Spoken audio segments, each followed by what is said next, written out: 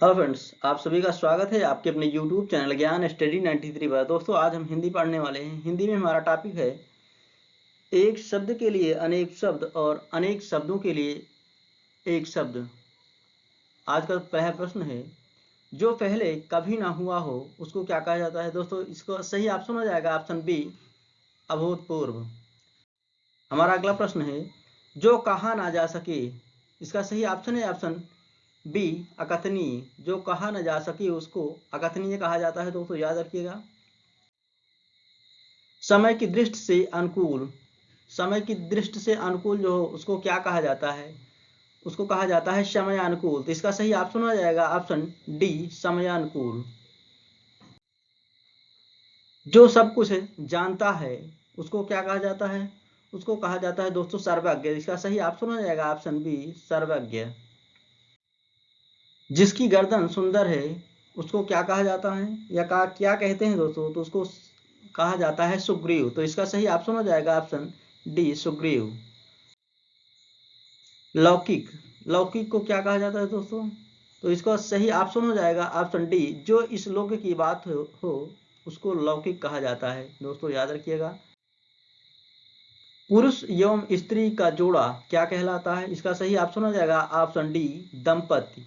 पुरुष एवं स्त्री का जोड़ा दंपति कहलाता है। दोस्तों, विधानमंडल द्वारा पारित या स्वीकृत विधि को हम क्या कहते हैं दोस्तों, इसका सही ऑप्शन हो जाएगा ऑप्शन ए, अधिनियम। विधानमंडल द्वारा पारित या स्वीकृत विधि को हम अधिनियम के नाम से जानते हैं।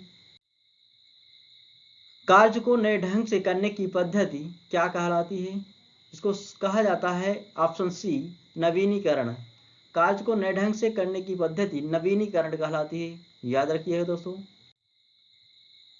निश्चित समय के भीतर पत्र का उत्तर न प्राप्त होने की दशा में अनुबोधक के रूप में भेजा न जाने वाला पत्र क्या कहलाता है, तो उसको उसको दोस्तों कहा जाता है अनुस्मारक। इसका सही ऑप्शन हो जाएगा डी, अनुस्मारक।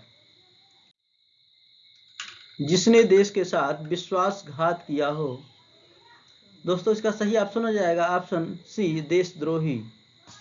जिसने देश के साथ विश्वासघात किया हो उसको देशद्रोही कहते हैं। दोस्तों, जंगल में लगने वाली आग को क्या कहते हैं, इसका सही ऑप्शन हो जाएगा ऑप्शन बी, दावानल। जंगल में लगने वाली आग को दावानल कहते हैं।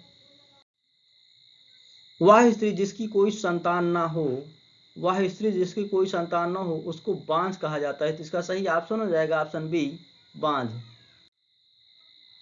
रसास्वादन, किसी रस से भरा होना, किसी विषय में मस्त होना, किसी रस का उपभोग कहलाना। दोस्तों, इसका सही ऑप्शन है सी, किसी रस का उपभोग करना रसास्वादन कहलाता है। वर्णातीत, अतीत का वर्णन करना, अच्छा वर्णन, छिपा वर्णन, वर्णन से परे। दोस्तों, इसका सही ऑप्शन है ऑप्शन डी, वर्णन से परे को हम वर्णातीत कहते हैं। याद रखिएगा दोस्तों।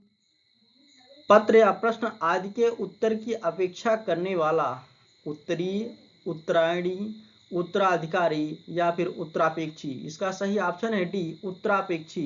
पत्र या प्रश्न आदि के उत्तर की अपेक्षा करने वाले को हम उत्तरापेक्षी कहते हैं। याद रखिएगा दोस्तों। जिसके समान दूसरा ना हो, उसका सही ऑप्शन है ऑप्शन डी, अप्रतिम। जिसके समान कोई दूसरा ना हो उसको हम अप्रतिम कहते हैं। जहां पहुंचा जाना जा सके, दोस्तों इसके लिए एक शब्द होगा अगम। इसका सही ऑप्शन हो जाएगा ऑप्शन सी, अगम। जहां पहुंचा ना जा सके दोस्तों उसको अगम कहा जाता है। जो बहुत बातें करता हो, इसका सही ऑप्शन है ऑप्शन डी, बहुभाषी। जो बहुत बातें करता है दोस्तों उसको बहुभाषी कहते हैं। अतिवृष्ट, अतिवृष्ट के लिए अधिक शब्द क्या होगा, इसका सही ऑप्शन हो जाएगा ऑप्शन बी, अत्यधिक वर्षा होना अतिवृष्टि कहलाता है। दोस्तों, याद रखिएगा।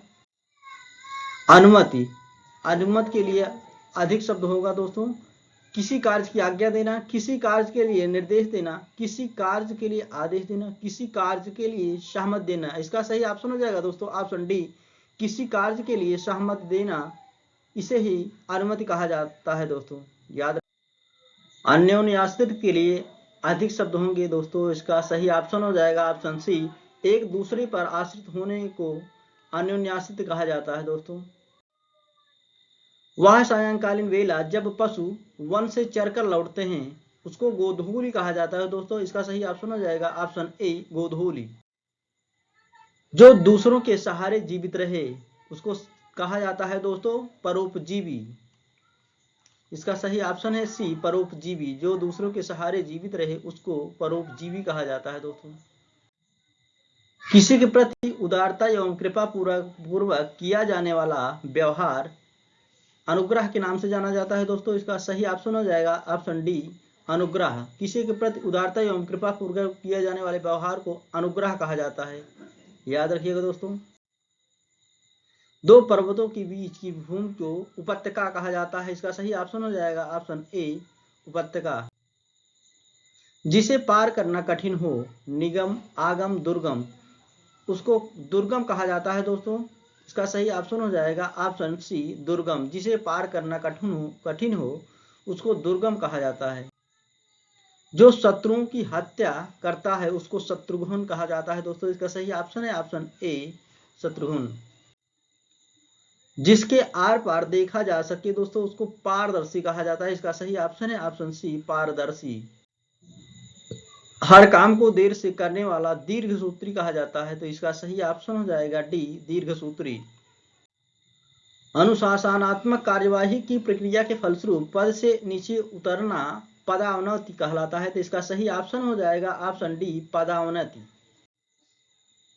आयु में बड़ा व्यक्ति को हम ज्येष्ठ के नाम से जानते हैं, तो इसका सही ऑप्शन है ऑप्शन सी कनिष्ठ को हम अपने से छोटे को कनिष्ठ कहा जाता है दोस्तों।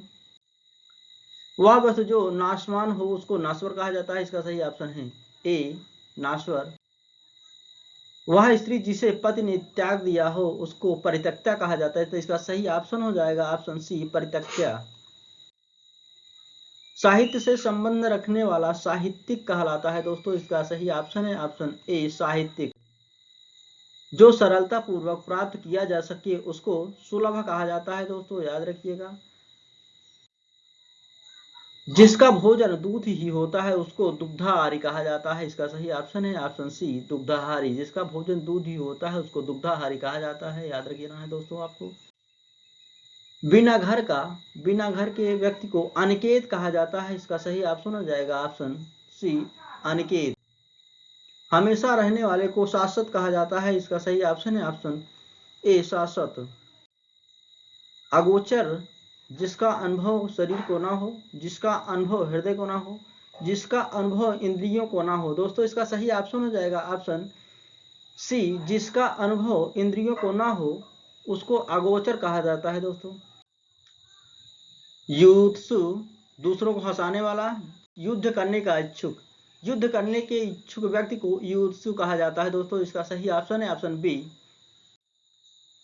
प्रति उत्पन्न मति, उत्तर न देने की क्षमता। जो तत्काल उत्तर दे सके दोस्तों, इसका सही ऑप्शन हो जाएगा ऑप्शन बी जो तत्काल उत्तर दे सके उसको प्रति उत्तर उन्मत्त मत कहा जाता है। अंकेक्षक आय व्यय के आंकों की जांच करने वाले को अंकेक्षक कहा जाता है। जिसका सही ऑप्शन है ऑप्शन ए आय व्यय के आंकड़ों की जांच करने वाले को अंकेक्षक कहा जाता है। जिजीविषा जीवन से मुक्ति की इच्छा, जीवन की इच्छा। इसका सही ऑप्शन हो जाएगा ऑप्शन बी जीवन की इच्छा रखने वाले व्यक्ति को जिजीविषा कहा जाता है, याद रखिएगा दोस्तों। पार्थिव जिसका संबंध मनुष्य से हो, जिसका संबंध पृथ्वी से हो।